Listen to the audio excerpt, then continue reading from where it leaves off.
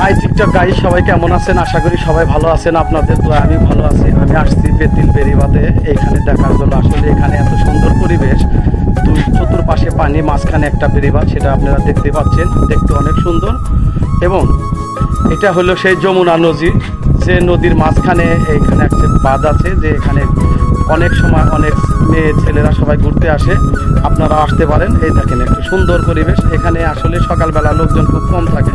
সেটা হলো এখানে আপনারা সবচেয়ে বেশি আনন্দ পাবেন 3টার পরে। এখানে প্রতিদিন 3টার পরে অনেক লোকজনের সমাবেশ হয়। আমি যে টাইমে আসছি আসলে এখন কোনো লোকজন পাচ্ছি না, শুধু আমি আর আমার এক বন্ধু। এই যে আমার বন্ধু বসে আছে, আর একটা ভাই আছে এখানকারই, হয়তো সম্ভবত স্থানীয়। তা আপনারা সবাই আসবেন।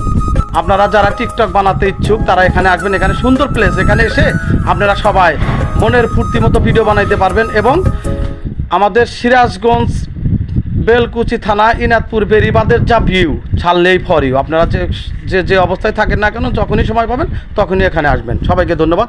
সবাই ভালো থাকবেন, সুস্থ থাকবেন। আসসালামু আলাইকুম।